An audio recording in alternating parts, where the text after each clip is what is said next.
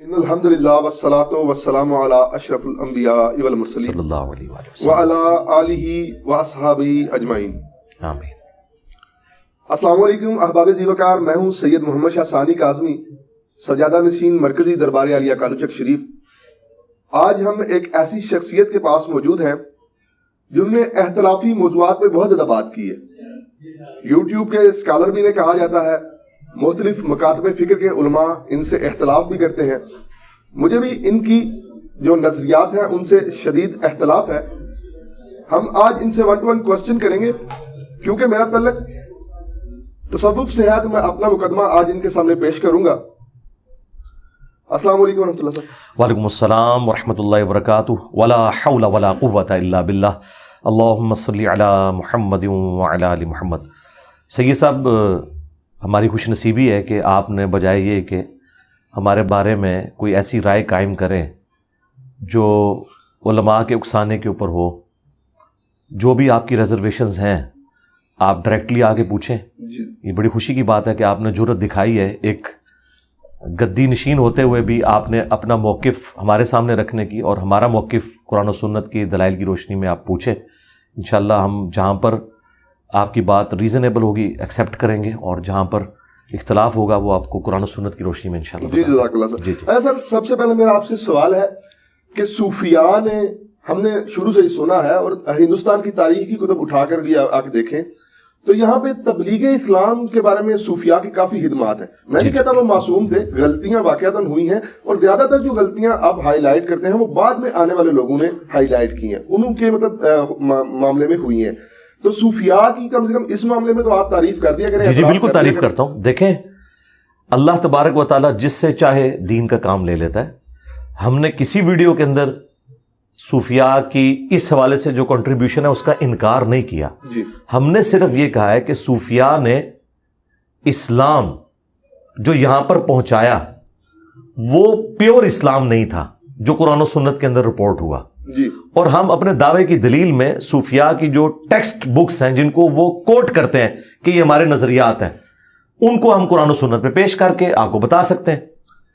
رہ گی کنٹریبیوشن، تو ہم صوفیاء سے ہی پوچھیں گے کہ ایران کے اندر آج سے آلموسٹ 700 سال پہلے جن شیعہ حکمرانوں نے، شیعہ علماء نے وہاں پر شیعت پھیلائی، کیا ان بزرگان دین کی خدمات کو سنی صوفیاء ماننے کے لیے تیار ہیں؟ تو وہ کہیں گے نہیں، وہ مسلمان تو ہیں لیکن ہم ان کے عقیدوں کو صحیح نہیں سمجھتے۔ بس ہم بھی صوفیاء کو مسلمان سمجھتے ہیں، ان کے عقیدوں سے اختلاف رکھتے ہیں کتاب و سنت کی روشنی میں، اور خود بخاری اور مسلم سے ایک حدیث ایسی ہے کہ جو یہ لوگ اپنے مخالفین کے لیے پیش کرتے ہیں۔ مثلا آج ڈاکٹر ذاکر نائک نے سینکڑوں ہندوؤں کو کیمرے کے اندر کلمہ پڑھایا ہے، جس کی پاداش میں حضرت ابراہیم علیہ السلام کی طرح انہیں غریب الوطنی کی زندگی گزارنی پڑ رہی ہے۔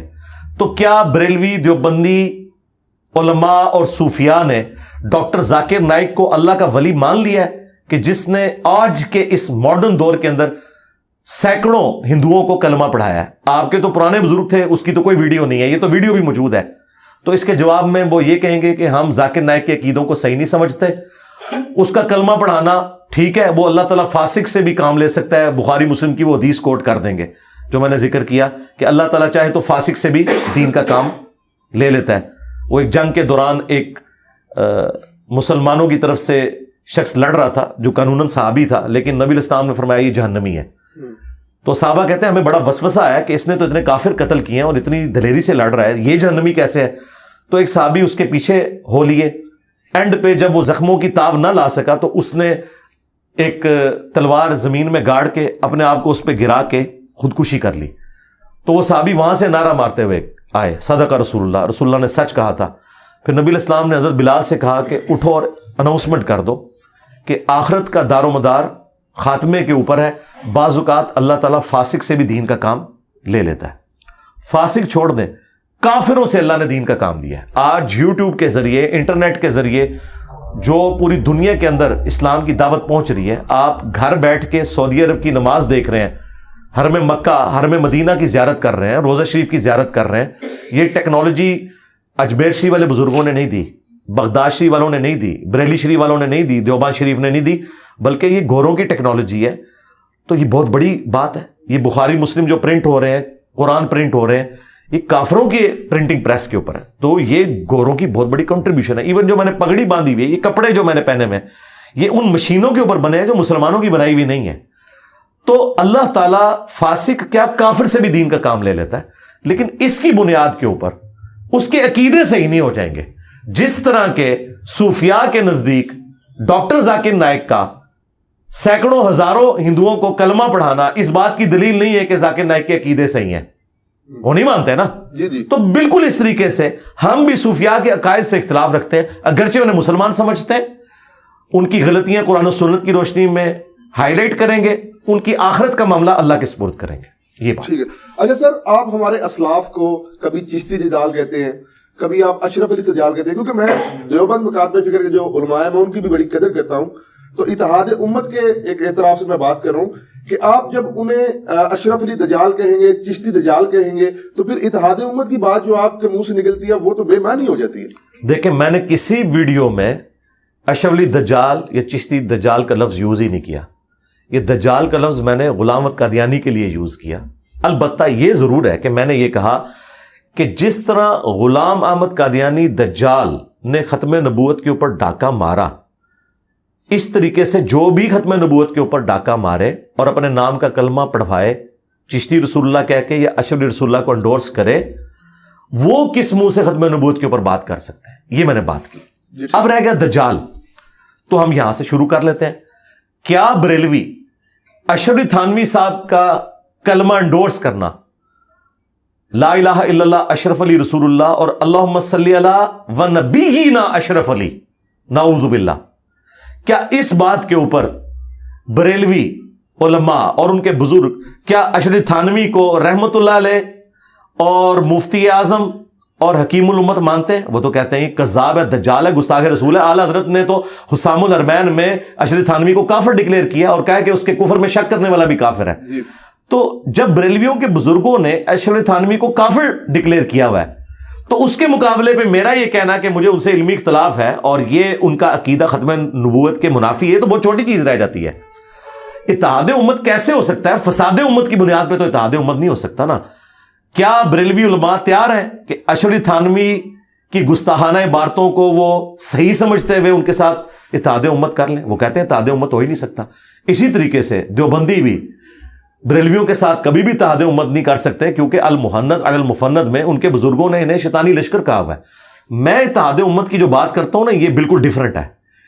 ہمارے نزدیک اتحاد امت یہ ہے کہ اپنے اپنے بزرگوں کو چھوڑ دو, اس شخص کے ساتھ اپنی نسبت جوڑو جس کی قبر مدینے میں ہے صلی اللہ علیہ وآلہ وسلم.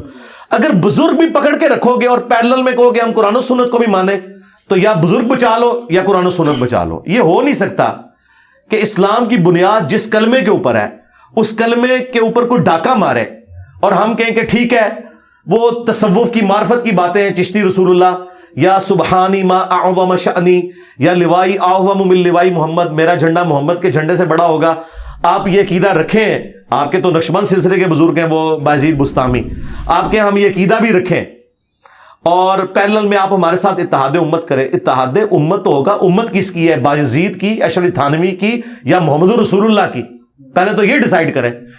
اتحاد امت محمدیہ کی بات ہو رہی ہے, اتحاد امت دیوبندیہ, اتحاد امت نقشبندیہ, اتحاد امت بریلویہ, اتحاد امت قادریہ کی بات تو نہیں ہو رہی نا. امت تو اس شخص کی ہے جس کی قبر مدینے میں ہے, جو شخص اس کے ساتھ غداری کرے, ٹھیک ہے, اس کی عظمت اپنے کھاتے میں ڈلوائے, تو ہم اس کے ساتھ کیسے اتحاد کریں؟ ہمارا جھگڑا یہ ہے کہ ان بزرگوں کی کتابوں میں گستاخانہ عبارتیں اور ان کے ماننے والے ان گستاخیوں کو اون کرتے ہیں اور وہ کہتے ہیں ٹھیک لکھا ہے, آپ کو سمجھ نہیں آئی. ہم کہتے ہیں آپ ہمیں نہ سمجھائیں, اپنی پبلک کو جسٹیفائی کریں. میرے سے پہلے کیا بریلویوں نے کبھی کہا تھا کہ چشتی رسول اللہ والی کتاب بدل گئی ہے؟ چند سال پہلے ان کے مفتی مناظرے میں ڈیفینڈ کر رہے ہیں اسے, اور ڈیفینڈ اس لیے کر رہے ہیں کہ اعلیٰ حضرت نے فتاوی رضویہ کے اندر سبع سنابل کی تعریف کی ہے اور کہا ہے کہ یہ رسول اللہ کی بارگاہ میں مقبول کتاب ہے, اور اس کے اندر بھی چشتی رسول اللہ لکھا ہوا ہے. اگر اعلیٰ حضرت کو پتا تھا کہ اس کتاب میں چشتی رسول اللہ لکھا ہے اور اس کے باوجود انہوں نے کہا یہ نبی الاسلام کی بارگاہ میں مقبول ہے, تو اعلیٰ حضرت تو فارغ ہو گئے. اور اگر ان کو نہیں پتا تھا تو رسول اللہ پہ جھوٹ باندھ دیا. اور یہ بھی نہیں کہ یہ اعلیٰ حضرت کے بعد ایڈ ہوا ہے. ہمارے پاس فارسی کے کلمی نسخے اعلیٰ حضرت کے زمانے کے پرنٹڈ موجود ہیں, ان میں چشتی رسول اللہ موجود ہے. اصل بات یہ ہے کہ ان کو پتہ ہی نہیں تھا. کوئی اللہ تعالیٰ ان کے اوپر بندہ مسلط کر دے گا کہ وہ اعلیٰ حضرت کے مشن کو لے کے آگے چلے گا. اعلیٰ حضرت نے تو صرف دیوبندیوں کے بابوں کو پکڑا, اور یہ کہتے ہیں نا کہ جی انجینئر صاحب ڈھونڈ ڈھونڈ کے جو ہے وہ گند پہ بیٹھتے ہیں جیسے کوئی مکھی بیٹھتی ہے. تو اعلیٰ حضرت نے بھی اشرف تھانوی کی سینکڑوں کتابوں میں سے ایک حفظ الایمان میں سے عبارت نکالی ہے نا. باقی کتابیں کیوں نہیں؟ وہ کہتے ہیں فارغ باقی کتابیں. جی جی ہاں کہتے ہیں نا. تو تھوڑے بابے نہیں فارغ کہتے ہیں جی ایک چھوٹی سی بھی گستاخی ہو جائے تو بندہ فارغ ہو جاتا ہے. آپ نقشبند سلسلے سے آپ کے سب سے ڈومیننٹ بزرگ جو ہیں شیخ احمد سرندی ہیں, انہوں نے اپنے ملفوظات کے اندر لکھا ہے کہ میں 1000 سال کا مجدد ہوں. ہم نے ان سے پوچھا ہے کوئی ضعیف حدیث بتا دو. حدیث تو ابو داؤد اور حاکم میں ہے 100 سال کے مجدد کی. یہ اس نے کہاں سے اپنے آپ کو خود ڈکلیئر کر دیا مجدد اور 1000 سال کا. اور پلس اس نے کہا ہے کہ مجھے جتنی شانیں ملی ہیں میں اللہ سے امید کرتا ہوں اس کا کچھ حصہ امام مہدی کو بھی مل جائے گا. وہ اپنے آپ کو امام مہدی تو بڑا سمجھتا ہے. اندازہ کرو, مہدی کی تعریف میں تو ابو داؤد میں مسند احمد میں حدیثیں ہیں, اور تو کہہ رہا ہے کہ مجھے جو کچھ ملا ہے اس کا کچھ حصہ مہدی کو بھی ملے گا. اور اس سے بڑھ کے جو جھوٹ بولا, اس نے کہا کہ اس امت میں اگر کوئی نبی ہوتا تو وہ فقہ حنفی کے مطابق عمل کرتا. اندازہ کرو انہاں دا لیول. تم نبیوں کو فقہ حنفی کے انڈر کر رہے ہو. اور کہا کہ ہمارے بزرگوں نے کشف کے ذریعے دیکھا ہے کہ قرب قیامت میں جب عیسیٰ ابن مریم آئیں گے تو فقہ حنفی کے مطابق عمل کریں گے. یہ نہیں کہ وہ مقلد ہوں گے, ان کا اجتہاد بھی فقہ حنفی سے مل جائے گا. یار اندازہ کرو, جب سنیوں کی کتابیں بخاری اور مسلم ہیں تو حضرت عیسیٰ علیہ السلام نے بخاری مسلم پہ عمل کرنا ہے یا فتاوی عالمگیریہ کے اوپر عمل کرنا ہے؟ مسلم شریف میں تو موجود ہے کہ عیسیٰ ابن مریم تم میں آئیں گے اور تمہیں اللہ کی کتاب اور اس کے نبی کی سنت کے مطابق چلائیں گے. تو اللہ کے نبی کی کتاب تو قرآن ہے اور اس کی سنت بخاری مسلم ہے. حضرت عیسیٰ علیہ السلام بھی بخاری مسلم پہ ہی عمل کریں گے, اور وہ امام بخاری امام مسلم کے پیچھے نہیں ہوں گے. اس کے اندر احادیث جو رسول اللہ کی ہیں صلی اللہ علیہ وآلہ وسلم. اور یہ وہ باتیں جب ہم ہائی لائٹ کرتے ہیں, کل تک تو مکتوبات شریف جو ہے تصوف کا سرمایہ تھے, آج انہی مکتوبات شریف سے جب ہم عبارتیں پیش کر رہے ہیں تو یہ کہہ رہے ہیں انجینئر صاحب گستاخی کر رہے ہیں. تو بڑی زیادتی والی بات ہے. یعنی ہم جو بات کر رہے ہیں اس کا جواب دیں. اچھا سر, مزارات کے حوالے سے آپ ایک حدیث پیش کرتے ہیں کہ قبر پہ عمارت نہ بناؤ. جی ہاں جی. تو اگر قبر کچی ہو تو جو مزار بنایا گیا وہ تو زائرین کے بیٹھنے کے لیے بنایا گیا, کہ وہ بارش میں اگر آندھی میں کہیں آتے ہیں احصال ثواب کی نیت سے, تو اس میں کیا حرج ہے؟ اس میں حرج یہ ہے کہ نبی علیہ السلام کی 3 بیٹیاں جوان شادی شدہ حضور کی زندگی میں فوت ہوئی ہیں. آپ نے اپنے مبارک ہاتھوں سے دفنایا. دنیا کا کون سا بابے کا مزار ہے جو سیدہ زینب, سیدہ ام کلثوم, سیدہ رقیہ کے مزارات کا مقابلہ کر سکے؟ مجھے بتائیں. نبی علیہ السلام نے کوئی اس کے اوپر قبہ نہیں تعمیر کروایا کہ لوگ آ کے میری بیٹیوں کے مزار کے اوپر بیٹھے. اس کے بعد سیدہ فاطمہ جب فوت ہوئی تو کیا مولا علی علیہ السلام نے ان کا کوئی مزار بنوایا تھا؟ یہ جو مزارات سعودی حکومت نے گرائے ہیں نا, یہ مزارات نبی علیہ السلام کی وفات کے 650 سال بعد بنائے گئے تھے. جو مزار حضور کے 650 سال بعد بنے, ٹھیک ہے, اور اس کے 400 سال بعد انہیں گرا دیا جائے تو مزار شہید کہاں سے ہوئے؟ جو خود جس کو کہنا چاہیے حلال ہی نہیں تھے بننے میں, وہ شہید کہاں سے ہوئے؟ اگر حلال ہوتے تو صحابہ کرام بناتے, مولا علی بنا دیتے مزار نبی علیہ السلام کا, گنبد لا کے رکھ دیتے. نہیں, ایسا نہیں ہوا. تو نبی علیہ السلام ہمارے لیے رول ماڈل ہے نا. تو یہ جو کہتے ہیں زائرین کے لیے کرتے ہیں, اسلام کوئی مطلوب ہی نہیں ہے. اسلام میں تو یہ ہے کہ قبروں پہ جا کے آخرت کی یاد آئے, وہ کچی قبروں کو دیکھیں, اللہ کے حضور ان کے لیے دعا کریں. مسلم شریف میں حدیث ہے, میں تمہیں حکم دیتا ہوں قبروں پہ جاؤ تاکہ آخرت کی یاد آئے. بس یہ مقصد تھا. مزارات پہ جانا تو کوئی مقصد نہیں تھا. اور پھر مجھے بتائیں, جو مزارات رسول اللہ کی مخالفت میں بنائے گئے ہیں, مسلم شریف میں حدیث ہے تو میں منع کرتا ہوں قبروں کو پکا مت کرنا, ان پہ عمارت مت بنانا. آپ کیا نبی کے ساتھ ٹکر لیں گے کہ یا رسول اللہ تو نہیں پتا, تسی منع تے کیتا سی لیکن زائرین واسطے ضرورت تھی. مجھے بتائیں, اللہ کے نبی علیہ السلام امت کے حق میں جو ضرورت تھی کیا وہ بتا کے نہیں گئے امت کو؟ اگر اس کی الٹ بات کی ہو تو پھر تو آپ کے لیے لمحہ فکری ہے کہ آپ کس نبی کو مان رہے ہیں. بھائی ہمارے نبی وہ ہیں جن کے والد کا نام عبداللہ تھا, ان کی والدہ کا نام آمنہ تھا, ان کی قبر مدینہ شریف میں ہے, اور تسی کہڑے نبی نو مانتے ہو؟ اپنا ذرا تعارف کرواؤ. جدھر لوکی کلمہ پڑھتے او محمد اور ہاں, تو تسی دسو کیڑے محمد نو مانتے ہو؟ اس محمد کو کہ جس کی کتاب قرآن ہے اور اس کے ماننے والوں نے بخاری مسلم لکھ کے ان کی سنتیں امت تک پہنچائیں, یا کسی اور محمد کو مانتے ہیں؟ پہلے تو ہم یہ کلیئر کریں گے کہ آپ کس محمد کو مانتے ہیں صلی اللہ علیہ وآلہ وسلم. اچھا سر, اگر میں یہ کہتا ہوں دعا میں کہ اے اللہ میرے اعمال اس قابل نہیں کہ میں تیرے سامنے بطور وسیلہ پیش کر سکوں، میرے پاس ایک نسبت ہے کہ میں تیرے نبی کا امتی ہوں، اگر یہ نسبت پیش کر کے میں اللہ سے حاجت پیش کرتا ہوں تو پھر یہ کیسے مسئلہ استعانت کے حرام ہوا یا کیسے شرک ہوا؟ نہیں، استعانت اور شرک نہیں ہے یہ، اس کو تو ہم کوئی شرک نہیں کہتے. استعانت تو یہ نہیں، وسیلہ بالکل ڈیفرنٹ چیز ہے جی. پہلی بات یہ ذہن میں رکھیں، اردو زبان ہم سب کو آتی ہے جی. ایک بندہ کہتا ہے یا علی مدد، جی وہ تو ڈائریکٹ حضرت علی کو پکار رہا ہے. اور ایک بندہ کہتا ہے کہ اے اللہ حضرت علی تیرے مقبول بندے تھے، جو تو حضرت علی سے محبت رکھتا ہے اس محبت کا وسیلہ میں تجھے پیش کرتا ہوں جی. میرا فلاں کام کر دے. تو اس کو کون غلط کہتا ہے؟ جی ٹھیک. یہ تو اللہ کی صفت ہے. آپ یہ بھی کہیں کہ اے اللہ جو تجھے تیرے نبی سے، ان کے اہل البیت سے، ان کے صحابہ سے محبت ہے، یہ اللہ کی صفت ہے محبت کرنا، اس تیری صفت کا وسیلہ میں تجھے پیش کرتا ہوں تو آپ کریں. قرآن میں آیا وَلِلَّهِ الْأَسْمَاءُ الْحُسْنَى فَادْعُوهُ بِهَا، اللہ کے لیے اچھے نام ہیں، اس کے ناموں کے ذریعے. تو یہ اللہ کی ایک صفت ہے کہ وہ اپنے پیغمبروں سے محبت کرتا ہے، ان کے اہل البیت سے محبت کرتا ہے. لیکن ان ہستیوں کو آپ نہ پکاریں، وہ ایاک نعبد و ایاک نستعین کی وائلیشن ہے. ظاہری مدد تو آپ کسی سے بھی لے سکتے ہیں. یہ لوگ کہتے ہیں جی حضور نے مولا علی کو مدد کے لیے پکارا تھا. بھائی مولا علی زندہ تھے تو انہی کو پکارنا تھا. ہونا تو چاہیے تھا حضور امیر حمزہ کو قبر سے نکالتے، زندہ کر کے تو ساتھ لے کے آتے خیبر کے موقع پہ، پھر ہم آپ کی بات مانتے.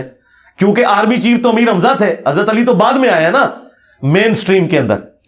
پہلے بھی ٹاپ میں تو تھے لیکن مین ٹاپ کے اوپر امیر حمزہ تھے. آرمی چیف تو وہ تھے نا بدر میں بھی احد میں بھی. تو حضور ان کو قبر سے نکال کے کیوں نہیں لیا؟ اس لیے کہ جو دنیا سے چلا گیا. تو مولا علی آج دنیا میں موجود ہوں تو ہم اپنے مسائل کا حل انہی سے جا کے دعائیں کروائیں گے. اور اس کے ثبوت میں وہ بخاری کی حدیث ہے 1010، یہ حضرت عمر کا عقیدہ ہے. انا کننا نتوسل الیک بنبینا، اے اللہ پہلے ہم تیرے نبی کے وسیلے سے تیری طرف متوجہ ہوتے تھے، اب ہم تیرے نبی کے چچا کو لے کے آئے، ان کی دعا کی برکت سے بارش نازل فرما. حضرت عمر قبر رسول سے جا کے کیوں نہیں مانگ رہے؟ حضور کے چچا کو لائے ہیں اور ان سے دعا کروائیے. تو نیک بندوں سے آپ دعائیں کروائیں، ان نیک بندوں سے جو اللہ کی عبادت کرتے ہیں، جو اپنی عبادت کرواتے ہیں، ان نیک بندوں سے نہیں. ہم ان کو نیک نہیں مانتے. تو وسیلہ اور توسل بالکل الگ چیز ہے. آپ نیک اعمال کا وسیلہ پیش کریں، آپ اللہ کے اسماء کا وسیلہ پیش کریں، اللہ کی جو اپنے پیغمبروں سے محبت ہے، اہل البیت سے محبت ہے، اس کا وسیلہ پیش کریں. یہ وہ سارے ہیں جو بخاری مسلم سے ثابت ہیں. لیکن ونس آپ کسی بابے کو ڈائریکٹ پکاریں گے اور پھر آپ کہیں گے نہیں میں جو اس کو پکار رہا ہوں اس کا مطلب یہ ہے کہ اے اللہ فلاں بابے کو میری خبر کر دے، وہ قبر میں بیٹھ کے میرے لیے دعا کرے گا اور تو دعا قبول. یار اتنی لمبی ایکویشن کہیں قرآن حدیث میں لکھی ہوئی ہے. قرآن میں انبیاء کی دعائیں رپورٹ ہوئی ہیں، کوئی ایک دعا بتائیں.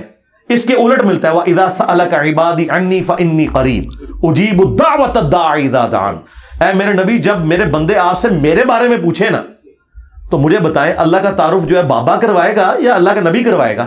صحابہ کرام جب پوچھتے تھے تو کہا گیا کہ فرماؤ کہ میں ہر بندے کے بالکل قریب ہوں، ہر پکارنے والے کی پکار کو سنتا ہوں. وہاں تو کوئی وسیلہ واسطہ نہیں ڈالا بیچ میں. وسیلہ واسطے اس طرح کے جو میں نے جس طریقے سے بتایا یہ جواز کی حد تک ہے، باقی اللہ اور بندے کا کوئی پروٹوکول نہیں ہے. ڈائریکٹ آپ اللہ سے مانگے ادعونی استجب لکم. البتہ پروٹوکول یہ ہے کہ آپ نے حمد اور دروشی پڑھنا ہے، وہ ترمذی میں حدیث ہے، وہ ایک سلیقہ ہے دعا کا. نماز میں بھی ہم تشہد میں پہلے سلام عرض کرتے ہیں، پھر دروشی، پھر دعائیں مانگتے ہیں. یہ ایک سلیقہ ہے دعا کرنے کا، لیکن مانگنا آپ نے اللہ سے. ایون نہج البلاغہ میں مولا علی علیہ السلام کا خطبہ، میں حیران ہوں کہ شیعہ نے اتنا بڑا خطبہ اوور لک کیا ہوا ہے جس میں حضرت علی اپنے بیٹے کو کہتے ہیں کہ تم اس کی اولاد ہو جس نے ان قریب مر کے مٹی ہو جانا ہے، دنیا سے چلے جانا ہے، جس کو فنا ہے تو تم مجھ سے امید نہ وابستہ کرو، اس اللہ سے کرو جسے کبھی فنا نہیں ہے. اور بیٹا حسن یاد رکھنا اللہ کی بارگاہ وہ دربار ہے جس نے اپنا کوئی دربان بھی نہیں رکھا ہوا، تم ڈائریکٹ اس سے مانگو. مولا علی تو حسن کو نہیں کہہ رہے کہ منو وچ پا، تو منو دسو جنہوں نے اہل البیت نو وچ پایا ہوا ہے، نبیوں نو وچ پایا ہوا ہے. اے مولا علی دے شیعہ نے یا بنو امیہ دے شیعہ نے؟ مولا علی تو حسن کو کہہ رہے کہ منو نہ وچ پائی میں تو مر جانا ہی.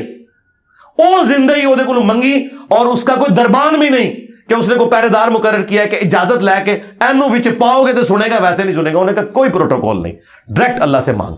اہل البیت کی جتنی دعائیں شیعہ کے ہاں ملتی ہیں یا قرآن میں جو انبیاء کی دعائیں ہیں یا اہل سنت کے ہاں نبی الاسلام کی دعائیں ہیں، کسی میں کوئی واسطے وسیلے نہیں ہیں. یہ سب فراڈ بنایا ہوا ہے انہوں نے. ٹھیک ہو گیا. اچھا سر، آپ نہیں سمجھتے کہ اگر آپ کی تھوڑی سی زبان میٹھی ہو تو تمام مکاتب فکر کے علماء میں سے کچھ نہ کچھ آپ کے ساتھ کوئی معاملات طے ہو جائیں، کوئی نہ کوئی بہتر؟ نہیں ہو سکتے، بالکل نہیں ہو سکتے. اس کی وجہ یہ ہے میٹھی زبان کر کے بھی میں نے یہی کہنا ہے کہ چشتی رسول اللہ غلط ہے. چلے میں کہہ دیتا ہوں بھائیو، چشتی رسول اللہ کو نہ مانو، अशरफ अली रसूलुल्लाह का दिफा ना करो, क़यामत वाले दिन तुम्हें अजाब दिया जाएगा। देखे मैंने मीठे बन के कहे, चलो मनवा लो। अच्छा, आप एक बात कहते हैं जी, इस प्लेटफॉर्म से ये बात हुई, ये प्लेटफॉर्म इधर से मैंने डंके की चोट पे ये बात की, ये प्लेटफॉर्म है जो कुरान और हदीस पे खड़ा है, गदीए हुम पे खड़ा है। अल्हम्दुलिल्लाह। मैं कैसे ये मान लूं कि 3.25 अरब मुसलमानों में से जेलम का एक इंजीनियर है, वही हक है? नहीं नहीं, मैं बाकी लोगों को कौन सा काफिर कह रहा हूं, मैं तो सिर्फ ये कह रहा हूं कि इस प्लेटफॉर्म से कुरान की तौहीद बयान हो रही है, तो इसको गलत साबित करने के लिए आप ये बताएं कि कुरान में ये नहीं लिखा हुआ जो तुम बयान कर रहे हो। यानी आप बताएं कि कुरान में नहीं लिखा हुआ अम्मै युजीबुल मुत्तर्रा इज़ा दआ, शिया के सुबह शाम के इज़कार में ये दुआ है, कुरान में लिखी हुई है, सूरत अन-नमल आयत नंबर 62। भला बताओ तो कौन सी हस्ती है कि वो इज़्तिराब में घिरे हुए शख्स की फरियाद को सुनता है और उससे उसकी तकलीफ को दूर कर देता है और तुम्हें तुम्हारे माँ बाप के बाद दुनिया पे खलीफा करता है? क्या अल्लाह के साथ भी और कोई इलाह है? इलाहुम मअल्लाह। वहां तो होना चाहिए था कि भाई हम तो वो मुस्तकिल बिज़ात के बगैर माने हुए हैं और हम जो है वो अताई माने हुए हैं। अल्लाह तो कह रहा है कि मेरे साथ तो कोई और इलाह है ही नहीं जिससे तुम्हारी मुश्किल को दूर कर सके, तुमने मांगना मुझसे है। तो हम ये प्लेटफॉर्म की जब बात करते हैं तो हमें झूठा साबित करें ना, हमें कहें कि हाँ ये दुनिया में प्लेटफॉर्म है फला कि जो इंजीनियर साहब वाकई कुरान बुखारी मुस्लिम बयान कर रहे हैं जिस तरह आप कर रहे हैं, तो सरकार अगला सूरज तुलू नहीं होगा, मैं उसको दावत दूंगा कि इधर आके बैठे, ये ले बनी बनाई गद्दी, लेकिन चंदा चंदा कोई नहीं जे, हाँ ऐसे नहीं रखना, एक गद्दी हो जाए जेड़ी अपनी जेब भी ढीली कराएगी जे, हाँ तो हम लबना कुछ नहीं दे चू, मैं तो इतने बिठावांगा। तो ये जो प्लेटफॉर्म में बात करता हूं इसके बाद मैं कुछ चंदा तो नहीं मांगता। लोग जब कोई अपना कारनामा पेश करते हैं ना तो उसके बाद कहते हैं देखो ये कारनामा है, लिहाजा हम दीन का काम कर रहे हैं, ये अकाउंट नंबर डिस्प्ले हुआ है। हम कहते हैं आओ तुम्हें खिलाएंगे, चंदा नहीं लेंगे, अपनी जेब से खिलाएंगे। तो हम इस सिस्टम के बेनिफिशियरी कोई नहीं है। कह रहे इसलिए कि दिखाएं अहले बैत का दिफा किसने किया है। जो लोग यजीद को रहमतुल्लाह अलैह कहें, ठीक है, आला हजरत की जुर्रत नहीं हुई है, उन्होंने कहा कि मैं यजीद के बारे में खामोशी इख्तियार करूंगा क्योंकि इमाम हनीफा खामोश थे, ठीक है। तो आला हजरत के मानने वाले यजीद को गालियां क्यों निकाल रहे हैं? वो कहते हैं वो इसलिए निकाल रहे हैं कि आला हजरत ने कहा था कि अगर यजीद को कोई बुरा कहेगा हम उसे रोकेंगे नहीं, खुद कहेंगे नहीं।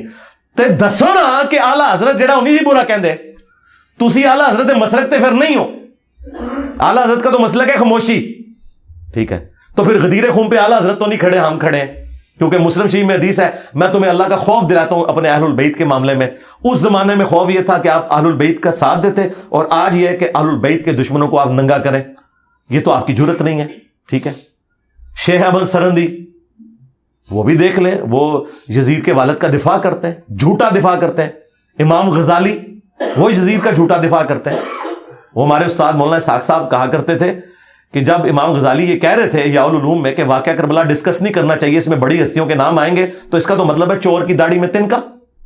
हाँ, पता है तुम लोगों ने, तुम्हारे बड़ों ने काम डाला है, डिस्कस करो और बताओ सच क्या है। सच नहीं बता सकते, कैसे बताएं कि ये इंसानी तारीख में नहीं हुआ कि कोई नबी फौत हो और उसे कब्र में गए 50 साल हो और उसकी उम्मत उसी के दीन के नाम के ऊपर उसी की औलाद को ज़बह कर दे, ठीक है। वाक़या करबला जी ये वो वाक़या जो क़यामत तक आपको हॉन्ट करेगा, इससे आप जान नहीं छुड़ा सकते। तो मैं जो दावा करता हूं मैं गदीर खून पे खड़ा हूं तो अहलुल बैत का दिफा कर रहा हूं, और मुझसे ज्यादा किसी ने जिंदगी में नहीं कहा होगा कि या अली मदद कहना शिरक है। अली का इतना बड़ा शिया होके हर लेक्चर में कहे कि या अली मदद शिया है, तो फिर मैं डंके की चोट पे कहता हूं कि अली वाली तौहीद भी हमारे अंदर है और अहलुल बैत का दिफा भी हमारे अंदर है। इस तरह का कहीं है तो हमें दिखाएं, हम अपनी सीट पे बिठाएंगे। लोग अहलुल बैत का दिफा भी करते हैं तो सहाबा किराम पे लानत शुरू कर देते हैं, उस एक्सट्रीम को निकल जाते हैं। अगर कोई लानत नहीं करता तो तौहीद में वो बाबों को पुकारता है। तो अल्लाह के फजल से हम गदीर खुम पे खड़े हैं अल्हम्दुलिल्लाह। अच्छा सर, आप पुराने मुर्दे अक्सर उखाड़ते हैं, हसामुल हरमैन में क्या लिखा है, अल मुहन्नद अल मुफन्नद में क्या लिखा है। ये फसाद के ज़ुम्मे में नहीं आता, मतलब हमारे मुल्क की हालात भी इस चीज़ की इजाज़त नहीं देते कि आप दोबारा ऐसे लोगों को जो दोबारा आपस में मिलना शुरू हो गए थे तो आप उन्हें दोबारा जनाब एक दूसरे को मुखालिफ कर रहे हैं। बहुत अच्छी बात है।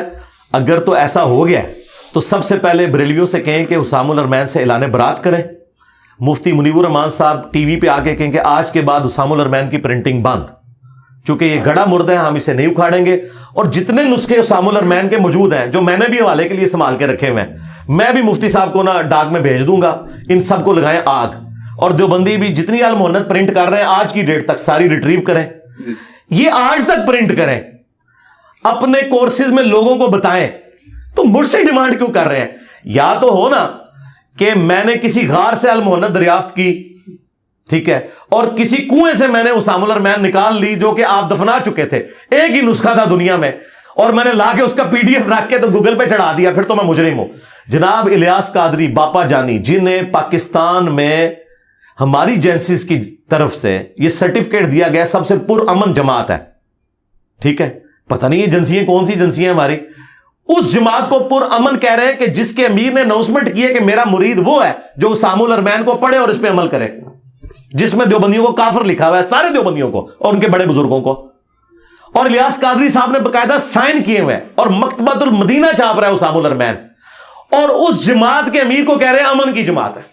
کڈی وڈیا یہ تضاد ہے, جو پاکستان اور انڈیا کے کروڑوں دیوبندیوں کو کافر سمجھیں اور لکھ کے دیں ہر مرید کو کہ اس کتاب پہ تم نے عمل کرنا ہے اور ان کو کافر سمجھنا ہے, وہ پرامن جماعت کہاں سے ہوئی؟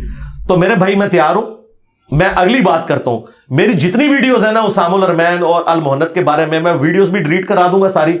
یہ اناؤنسمنٹ کریں کہ آج کے بعد اسامہ الارمین اور المہند پرنٹ نہیں ہوگی, اور ہم اپنے بزرگوں سے اعلان برات کرتے ہیں جو انہوں نے اس وقت گند گھولا تھا. آج یہ ہماری ضرورت نہیں ہے, اس کی ایسے نقصان ہوا ہے دین کو. لو میں تیار ہوں, ٹائم قیامت تک جائے. اچھا سر, آپ اسٹیبلشمنٹ کے خلاف بھی بڑا کھل کے بولتے ہیں, مطلب اگر کوئی وزیر مشیر بولتا ہے, ان کی اتنی پاور ہوتی ہے, عوام انہیں اتنا مانتی ہے, ووٹ کرتی ہے, تو وہ اٹھایا جاتا ہے, ان پہ مقدمہ ہو جاتا ہے. آپ کے پیچھے وہ پنجابی میں کہتے ہیں کسی کا تھاپڑا تے ہے جڑا مطلب نہیں, ایسا نہیں. دیکھیں وزیر جو اٹھائے گئے ہیں نا جی سواتی صاحب, تو انتہائی غلیظ زبان پہ اٹھائے گئے ہیں. ایک 70 سال کے بابے کو زیب دیتا ہے کہ اس طریقے سے گفتگو کرے, بالکل پرسنل ہو کے. جی جی بالکل, اس طرح کی گفتگو اسٹیبلشمنٹ تو چھوڑ دیں. جی یہ کسی بدکار عورت کے بارے میں بھی سواتی صاحب وہ لینگویج یوز کریں تو میں کہوں گا اس پہ بھی مقدمہ کرو. یہ کسی کو حق نہیں پہنچتا کہ اس طرح کی زبان استعمال کریں. شہباز گل کی زبان کے اندر جو زہر گھلا ہوا ہے جی, یہ وہ میرے مخالفین کے بارے میں بھی استعمال کرے تو میں کہوں گا شہباز گل کے اوپر FIR کاٹو. یہ طریقہ ہے بات کرنے کا. رہ گیا میرا معاملہ, میں اسٹیبلشمنٹ سے جو اختلاف رائے کرتا ہوں تو میں کبھی ان کے لیے کوئی روڈ لینگویج تو نہیں استعمال کرتا. میں تو ان کو ان کے حلف کی یاد دلاتا ہوں جی کہ آپ اے پولیٹیکل ہو جائیں. میں اس زمانے میں بھی کہتا تھا جب یہ لچ تلے ہوئے تھے, آج تو انہوں نے اپنا لچ تلنا بند کر دیا. لیکن آپ نے تو انہیں خانہ کعبہ کی چھت پہ چڑھا دیا, اب تو وہ کہہ رہے ہیں کہ ہم اے پولیٹیکل ہو گئے. ہم نہیں, میں نے یہ نہیں کہا. میں نے یہ کہا تھا کہ آپ خانہ کعبہ کی چھت کے اوپر بھی چڑھ کے یہ اناؤنسمنٹ کریں نا کہ ہماری آنے والی نسلیں بھی اب ماشاءاللہ نہیں لگائیں گی, تو اللہ سے میں امید کرتا ہوں کہ عوام کے دل میں آپ کے لیے نرم گوشہ پیدا ہو. یہ میں نے کہا تھا کہ آپ جو یہ کہہ رہے ہیں نا یہ عوام نہیں مان رہی. مجھے بتائیں پاکستان میں سب سے پاپولر لیڈر پاکستان کی ہسٹری میں کون ہے؟ عمران خان. میں تو کہتا ہوں محمد علی جناح سے زیادہ پاپولر ہے. ٹھیک ہے, اچھا تو کیا ان کے ماننے والے آج مان رہے ہیں کہ اے پولیٹیکل ہے اسٹیبلشمنٹ؟ کوئی بھی نہیں مان رہا. تو پھر یہی تو میں کہہ رہا ہوں کہ نہیں مان رہے یہ لوگ, اگرچہ وہ ہوئے بھی ہوں تب بھی نہیں مان رہے. تو میں نے اس کے لیے کہا تھا کہ یہ اتنے بڑے لیول کا بگاڑ ہے کہ آپ کعبے کی چھت پہ بھی چڑھ جائیں, انہوں نے نہیں ماننی آپ کی بات جب تک کہ آپ اپنے ایکشن سے شو نہ کریں. مثلا میں یہ ایکشن چاہتا ہوں کہ اگر آئین میں لکھا ہے کہ 90 دن کے اندر الیکشن ہونے چاہیے, یہ کوئی تک نہیں بنتا کہ آپ بجٹ کا بہانہ کر کے تو الیکشن کو آگے لے جائیں. یہ عمران خان صاحب کی ڈیمانڈ بالکل ٹھیک ہے. پہلے تو یہ لوگ کہتے تھے اسمبلیاں توڑے, کیوں نہیں توڑتا خود بخود آٹومیٹک الیکشن ہو جائیں گے. جب اس نے اسمبلیاں توڑی ہیں اب آپ لوگ بہانے کر رہے ہیں, کیوں نہیں الیکشن کرواتے؟ دیکھیں میں ڈیموکریٹک ویلیوز کے ساتھ ہوں, مجھے سپریم کورٹ سے کوئی لینا دینا نہیں. میں سپریم کورٹ کی جو اس وقت صورتحال ہے نا, میں تو سمجھتا ہوں کہ یہ لوگ خود پارٹی بنے ہوئے ہیں. میں آئین کے تحت یہ بات کر رہا ہوں. یہ تو بائی چانس سپریم کورٹ کا فیصلہ بھی ٹھیک ہے, ادروائز تو مجھے ان کے اکثر فیصلے جو ہے نا وہ پولیٹیکل انجینئرنگ لگتے ہیں. یہ نہ بھی فیصلہ کرتے ہیں, ایون سپریم کورٹ کے سارے جج بھی کہہ دینا کہ الیکشن ڈیلے کرو, میں تب بھی کہوں گا کہ آئین کے تحت یہ غلط ہے. یہی سپریم کورٹ ہے جو ڈکٹیٹرز کو ویریفائی کرتی تھی. مشرف کے ہاتھ پہ بیعت کس نے کی تھی؟ سپریم کورٹ نے. یہ انہی کے اعلی کار بنتے ہیں نا. تو سپریم کورٹ ہمارے لیے کوئی اتھارٹی نہیں ہے, اتھارٹی ہمارے لیے آئین ہے. جس طرح قرآن و سنت اسلام میں اتھارٹی ہے نا, ٹھیک ہے نا. کوئی مولوی کوئی بھی بات کرے اس زمانے کا آج کے زمانے کا, ہم کہتے ہیں نکل ادھر سے, غداری نہ کر. آئین کے خلاف کوئی جج بات کرے, کوئی آرمی چیف بات کرے, کوئی پولیٹیکل لیڈر بات کرے, یہ بالکل ہم اسے جو ہے نا وہ ریجیکٹ کریں گے. ہم کہیں گے آئینی بات کرو, یہ آئینی بات ہے, اس کو آپ فالو کرو. ٹھیک ہو گیا. ایک اہل تشریح بھائی ہیں, انہوں نے سوال کیا تھا کہ اوصیاء کا تسلسل رہا ہے ہر نبی کے بعد. حضرت یوشع بن نون جو تھے وہ وصی تھے, تب تک ان پہ پیغمبری بھی نہیں آئی تھی حضرت موسیٰ علیہ السلام کے. تو حضرت اگر قرآن حکیم نبی مکرم صلی اللہ علیہ وسلم کا وصی تھا تو تورات کیوں نہیں حضرت موسیٰ کی بسی تھی؟ اس لیے کہ تورات ٹیمپر ہو گئی. ٹھیک ہے. پہلے کتابیں ٹیمپر ہوتی تھی تو ان کو اللہ تعالیٰ اس کی ریمیڈی کرنے کے لیے پیغمبر بھیجتا تھا. جوشوا ابن نون وہ پیغمبر تھے سرکار. ہاں, انہوں نے مسند حضرت موسیٰ کے زمانے میں نہیں سنبھالی, ان کی وفات کے بعد سنبھالی ہے, اور وہ پیغمبر بن چکے تھے اس وقت. اچھا, دوسرا جو شیعہ کا موقف ہے نا عقیدہ امامت کا, یہ بالکل قرآن و سنت کے خلاف ہے, اور پریکٹیکلی وہ خود بھی مان چکے ہیں. دیکھیں, آج سے 1200 سال پہلے آپ یہ سوال کرتے نا تو میں اس وقت جواب نہ دے سکتا, کیونکہ شیعہ نے کہنا تھا یہ امام جعفر بیٹھے ہیں, یہ امام باقر ہیں. آج میں پوچھوں کتنے امام آپ کے, تو وہ کہتے ہیں کہ وہ غیابت میں ہے. ٹھیک ہے, ہم کہتے ہیں کب سے, وہ کہتے ہیں نہیں 1200 سال سے. تو ہم کہتے ہیں 1200 سال سے اوصیاء پھر کون ہے؟ ٹھیک ہے, بتاؤ نا. علماء ہے تو سرکار پھر اسی ہے نا اوصیاء. اگر علماء ہے تو قرآن میں تو آیا کہ بنی اسرائیل میں اللہ تعالیٰ اہل علم کو اٹھاتا تھا جو انبیاء کی دعوت آگے پہنچاتے تھے. تو ٹھیک ہے سرکار, ہم وہی کام کر رہے ہیں. ایران میں بھی مجلس شورا بنی ہوئی ہے, علماء وہی کر رہے ہیں کام. امام خمینی نے وہی کام کیا, خامنائی صاحب وہی کر رہے ہیں, سستانی صاحب وہی کر رہے ہیں, تقی عثمانی صاحب وہی کام کر رہے ہیں. تو یہ اوصیاء ہے نا. لیکن یہ وہ اوصیاء ہیں جو قرآن و سنت سے بتائیں گے فَإِن تَنَازَعْتُمْ فِي شَيْءٍ فَرُدُّوهُ إِلَى اللَّهِ وَالرَّسُولِ. سیدھی سی بات ہے, اگر معاملہ اس طرح کا معاملہ ہوگا تو پھر اللہ اور اس کے رسول کی طرف پلٹایا جائے گا. اور میں آپ کو بتاؤں, علمی اختلاف زندگی میں مولا علی سے ان کے بیٹوں نے کیا. مسلم شریف میں حدیث ہے, ولید بن عقبہ نے فجر کے 4 فرض پڑھا دیے تھے. جی بالکل, شراب پی کے. ہاں, بخاری میں بھی اس کا حصہ حضرت عثمان والے چیپٹر میں ہے, مسلم میں تفصیل ہے. وہ شکایت پہنچی, حضرت عثمان نے کہا کہ لوگ یہ باتیں کر رہے ہیں کہ میرا یہ ستیلا بھائی ہے تو میں ایسے بچا لوں گا, تو ایسا نہیں ہوگا. حضرت علی چونکہ چیف جسٹس تھے تو انہوں نے حضرت علی سے کہا کہ ٹھیک ہے آپ اس کے اوپر حکم جاری کریں. 80 کوڑے حضرت عمر لگواتے تھے, نبی اسلام نے 40 لگوائے. تو حضرت علی نے کہا ٹھیک ہے حسن اٹھو اور کوڑے لگاؤ. تو حضرت حسن نے حضرت علی سے کیا کہا, انہوں نے کہا کہ جو اس کی میٹھی کھاتا ہے وہی کڑوی چکھے. بالکل ٹھیک ہے, باپ کی بات نہیں مانی. Point to be noted. ٹھیک ہے, کیوں نہیں مانی؟ انہوں نے کہا کہ یار یہ بنو امیہ سے ہے, ہم بنو ہاشم سے ہیں. لگایا حضرت عثمان نے خود. کوڑا جب مجھ سے مروائیں گے تو یہ تو خاندانی تعصب آ جائے گا, قبائلی سسٹم, تو ہمیں نہ ڈالے. یہ بنو امیہ ہی لگائے اس کو کوڑے, جنہوں نے یہ تحفہ ہم پہ مسلط کیا ہے. حضرت علی نے کوئی برا نہیں مانا. آپ نے اپنے جو بیٹا تھا دوسرا, انڈائریکٹلی اسما بنت امیس سے تھا چونکہ ان سے نکاح کر لیا تھا, عبداللہ ابن جعفر جو بھتیجا بھی لگتا تھا, انہیں کہا تو 40 کوڑے لگوائے اور کہا کہ بس 40 میں رک جاؤ. حضرت عمر 80 لگواتے تھے, حضور نے 40 لگوائے, حضرت بکر بھی 40 لگوائے, میں 40 دونوں کو صحیح سمجھتا ہوں لیکن 40 پہ ایک تو ادھر بھی 40 کی ویو آف کر دیا. ورنہ میرے صحابی تے 80 لوانے چاہیے تھے سن, کہ حضرت عثمان دا نام لے کے تو ویچ کے اللہ دے بندیا خلافت نو بدنام کر رہا ہے. کہ حضرت علی نے کہا نہیں یار چھوڑ دو, مطلب یہ نہ ہو کہ کوئی خاندانی تعصب نہ آ جائے. تو علمی اختلاف ہو سکتا ہے کسی معاملے میں, یہ کوئی ایسا ایشو نہیں ہے. اس زمانے میں بھی لوگ ایک دوسرے کے ساتھ کرتے تھے, آج بھی علمی اختلاف کریں, آپ بتائیں اپنے معاملات کو. تو شیعہ کا جو یہ موقف ہے نا کہ اماموں سے پوچھنا ہے تو ٹھیک ہے, امام محمد مہدی علیہ السلام کو اگر سامنے نہیں لا سکتے, وہ نہیں آنا چاہتے, تو ہم نے ان کو ریکویسٹ کی تھی کہ آپ ہمیں واٹس ایپ نمبر دے دیں, موبائل نمبر دے دیں. تو انہوں نے کہا یہ آپ نے گستاخی کر دی. گستاخی کہاں سے ہوگی؟ آج کے دور میں یہی بات ہوگی نا. مثلا آپ کہتے ہیں کہ فلاں عالم سے مسئلہ پوچھو, تو میں آپ سے کیا کہوں گا کہ اس کا یوٹیوب چینل بتائیں. آپ کے نہیں ہے تو میں کہوں گا واٹس ایپ نمبر دیں. مزاروں کے ایڈریس نہیں آپ بتاتے, اس میں توہین کہاں سے ہوگی؟ میں تو کہتا ہوں کہ اللہ کے نبی علیہ السلام دنیا میں آئے اس وقت تو دعوت کا ذریعہ ہے. آپ کا بھی یوٹیوب چینل ہوگا, آپ بھی لوگوں کو مسائل بتائیں گے, واٹس ایپ گروپس ہوں گے. آج کے کیونکہ اس زمانے میں جتنے لیٹسٹ چیزیں تھیں وہ آپ نے کی. بخاری مسلم میں آتا ہے جب نبی علیہ السلام نے کافروں کو خط لکھے تو صحابہ نے کہا یا رسول اللہ یہ خط آپ کے نہیں, وہ قبول کریں گے, مور لگائیں اس کے اوپر. تو یہ مور نبوت جو آپ دیکھ رہے ہیں نا, یہ نبی علیہ السلام نے اپنی مرضی سے نہیں بنوائی. یہ صحابہ نے کہا یا رسول اللہ واٹس ایپ نمبر بڑھاؤ, نیچے منی جائے گی تھوڑی خط. پھر حضور نے کہا ٹھیک ہے اے میری مور بنواؤ, اور دیکھیں مور کیسی پیاری ہے. محمد سب سے نیچے رکھا ہے, اللہ کو اوپر رکھا ہے. حالانکہ لکھتے آپ تو محمد رسول اللہ عموماً پہلا لفظ اوپر لکھا جاتا ہے, دوسرا نیچے, تیسرا اس سے نیچے. لیکن پرائورٹی آپ نے دیکھی ہے, الٹ لکھا. اصل میں یہ سیدھا لکھا کہ اللہ کا نام اوپر رکھا, محمد رسول اللہ. یہ نبی علیہ السلام نے مور نبوت صحابہ کرام کے مشورے پہ اس لیے بنوائی تھی کہ بخاری مسلم کے الفاظ ہیں یا رسول اللہ یہ غیر مسلم جو ہیں وہ مور کے بغیر کو خط نہیں قبول کرتے تو نبی علیہ السلام نے تو نہیں کہا کہ نہیں میرا تو خاد فرنجی جائے گا. آپ نے کہا ٹھیک ہے اگر یہ نارمز ہے لے کے جائیں. ایون آپ نے صحابہ کرام سے ٹریننگ دلوائی کہ ان کو وہ دوسری زبانیں سکھائیں کہ جا کے ان سے باتیں کریں. تو نبی علیہ السلام آج موجود ہوں تو انٹرنیٹ بھی یوز کریں گے, سارے معاملات ہوں گے. یہ تو یعنی اس دور کی, اس زمانے میں بھی آپ دیکھیں بخاری مسلم کی حدیث ہے آگاہ ہو جاؤ طاقت پھینکے ہوئے ہتھیاروں میں ہے.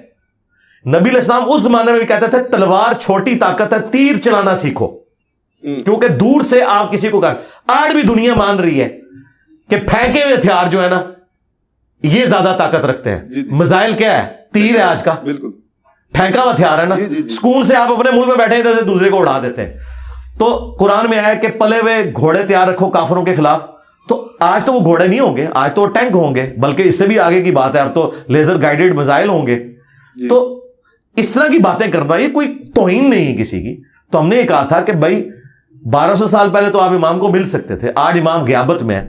تو اگر وہ سامنے نہیں آنا چاہتے کوئی یوٹیوب اپنا چینل بنائے, ہم یوٹیوب سے کوشچن پوچھتے ہیں, وہ ہماری رہنمائی کریں. ہم تیار بیٹھے ہوئے ہیں سرکار, ہم تو اہل بیت کا دفاع کر رہے ہیں. اور میں آپ کو بتاؤں یہ دعوے کرتے ہیں کہ فلانا امام جڑا ہے امام مہدی نو ملیا ہے. سرکار امام مہدی اگر دنیا میں موجود نے, اگر انہوں نے کسی کو ملنا ہے نا تو سب تو سوٹیبل بندہ میں جائے. ہاں سرکار جو سب سے زیادہ اہل بیت کے لیے کھڑا ہوا ہے, اور بنو امیہ کی اس نے غلطیاں سنیوں کی کتابوں سے ہائی لائٹ کر دی ہیں, کیونکہ بنو امیہ کے جو ڈیفینڈر ہیں اور دفاع کرنے والے تو سنی ہیں, شیعہ تو نہیں تو دفاع کرتے. تو سنیوں کی تطہیر جس بندے نے اہل بیت کے حساب سے کی ہے, میں نے تو مہدی کے لیے راستہ ہی مار کر دی. امام مہدی کو تو اب زیادہ محنت نہیں کرنی پڑنی اس حوالے سے کہ لوگوں نے دسو کہ بھائی حسین آکتے ہیں کہ یزید آکتے ہیں کہ مولا علی آکتے ہیں کہ حضرت معاویہ آکتے ہیں. میں تو کام ہی سارا بس سنیوں سمجھا دیتا ہے بھی آکتے کون ہے. تو امام مہدی دا ادھا کام اس حوالے نال تو ہو گیا, اسی انہوں نے پود پرووائڈ کر دیتی ہے. انشاءاللہ تے سامنے آن اسی جناب انہوں نے بیعت کریں گے. سر وہ کہتے ہیں کہ وہ غیابت کبریٰ میں ہے, وہ ملتے نہیں کسی سے, نہیں ملتے نا, صغریٰ میں تھے جب تک ملتے تھے. اچھا اب کبریٰ میں ہے نا پچھلے 1200 سال سے, تو اب وہ دین نہیں لوگوں کو سکھائیں گے یعنی کہ جی ہاں. تو بس یہی تو ہم کہہ رہے ہیں کہ دین قرآن و سنت سے لیں. ٹھیک ہے. تو پھر کیا ان کا اس میں سے نکالا کیا, مطلب اس میں کوئی چیز نکلے نا. یعنی صحابہ کہف سوئے ہوئے ہیں 300 سال سے, تو کسی کو نہ کوئی سوال کا جواب دے سکتے تھے نہ کچھ کر سکتے تھے. اب کوئی بندہ کہ جی میں آپ دلیل ان کی یہ مانتے ہیں کہ یہ اصحاب کہف والی کو جو دلیل دیتے ہیں کہ مطلب میں کہتا ہوں, میں تو اس بات کو نہیں مانتا. میں کہتا ہوں اگر کوئی مان بھی لے تو اصحاب الکہف جب غار کے اندر سوئے ہوئے تھے تو کیا مسئلے لوگ ان سے جا کے پوچھتے تھے؟ تو جس بندے سے آپ مسئلہ نہیں پوچھ سکتے تو وہ آپ کا امام کیسے ہو سکتا ہے آج کے دور میں, جب تک وہ سامنے نہ آئے. نبی علیہ السلام ساری جنگوں میں جو امامت کرتے رہے, تو کیا یہ ہوا کہ آپ گھر میں بیٹھ گئے اور امامت کرتے رہے؟ آپ آ کے آپ کا خیمہ بھی میدان جنگ میں لگتا تھا, ایک جنگ میں بھی حضور پیچھے نہیں رہے. ٹھیک ہے, آپ کے خیمے لگتے تھے, ہر مسئلے میں حضور سے پوچھا جاتا تھا یا رسول اللہ آپ کیا کریں, تو نبی علیہ السلام بتاتے تھے. تو اگر کوئی امام ہے تو لیڈ کرے نا سرکار. میں یعنی ایک دعوت کا کام لے کے چل رہا ہوں, تو میرے اسٹوڈنٹ مجھ سے جب پوچھتے ہیں تو میں انہیں لیڈ کرتا ہوں نا. میرے مرنے کے بعد یہ کہ غیابت میں چلیں گے وہ آج بھی ہمارے لیڈر ہیں, اس طرح تو ہو نہیں سکتا نا. آج لیڈر وہ ہے جو سامنے مسئلہ بتائے گا. اصل مسئلہ امامت میں یہ ہے کہ وہ کہتے ہیں کہ آسمان کا زمین سے کوئی رشتہ نہیں ہے. وہ معصوم تھے حضرت علی سے جو امام حسن, یار وہ جو کچھ بھی ہو, بات یہ کہ 1200 سال پرانی بات ہے نا. یہ 1200 سال پہلے باتیں ہوتی نا. اب 1200 سال سے ایک بندہ سامنے نہیں ہے تو اس کے بارے میں کیا ہم بات کریں؟ سامنے ہو تو بات کریں نا. بالکل. اچھا سر یہ بات کی جاتی ہے اکثر کہ مطلب میں نے مکاتب فکر کے لوگوں سے سنا. اور آخری بات اس میں امام مہدی غیابت کبریٰ میں ہے, تو کیا نبی علیہ السلام غیابت کبریٰ میں نہیں ہے کہ اپنی قبر میں زندہ نہیں ہے؟ جی بالکل. تو پھر آپ نبی سے کیوں نہیں مسئلے پوچھتے ہیں, بیچ میں امام کیوں ڈالے ہوئے؟ بھائی جیڑی گل ایتھو کان پھڑنا ہے ڈائریکٹ اللہ نبی کو پوچھو. جے تسی امامہ کو نہیں پوچھنا ہے تو اللہ نبی کو پوچھو سرکار. ہاں لیکن یہ نہیں بات مان سکتے. کیوں بھائی سقیفہ بنی ساعدہ ہوئی ہے تو یہ تو مولا علی کو بھی خیال نہیں آیا کہ میں ابو بکر کو قبر رسول پہ جا کے کہوں کہ یا رسول اللہ ذرا فیصلہ کرو ساڈا. ان کو پتا تھا کہ حضور آپ اس دنیا سے جا چکے, آخرت کی زندگی میں آپ ان سے ہم کمیونیکیٹ نہیں کریں گے, آپ کی تعلیمات پر عمل کریں گے. وہ تعلیمات اس وقت بھی زندہ تھی, آج بھی زندہ ہے. جو ماننے والے تھے وہ وقت کے ساتھ فوت ہوتے جا رہے ہیں, میں نے بھی دنیا سے چلے جانا ہے. میرے مرنے کے بعد کوئی یہ تو نہیں کہے گا کہ انجینئر صاحب اس مسئلے میں کیا کہتے ہیں. ہاں ویڈیو سے کہہ سکتا ہے, لیکن ویڈیو میں بھی وہ والا دیکھیں گے. جرا والا نہیں ہوئے گا نا وہ کہیں گے نہیں یہ انہوں نے اپنی رائے ہے, ایسی نہیں مندے. اچھا سر مطلب میں یہ کہتا ہوں کہ آپ کہتے ہیں نہیں, میں نے بہت کم دیکھا ہے کسی بات پہ رجوع کیا ہو.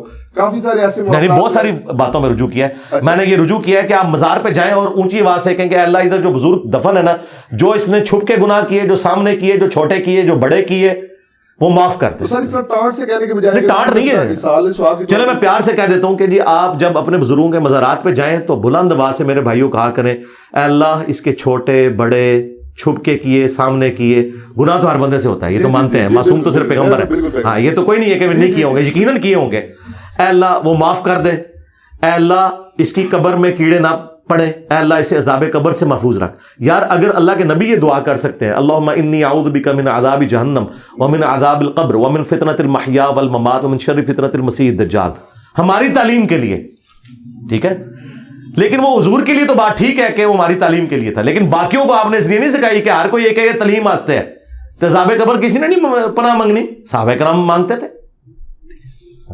اچھا سر، ایک عوام میں بہت زیادہ بات دیکھی گئی ہے اور علماء بھی اکثر یہ بات کرتے ہیں دعاؤں میں کہ حضرت سیدنا عمر جیسا حکمران عطا فرما.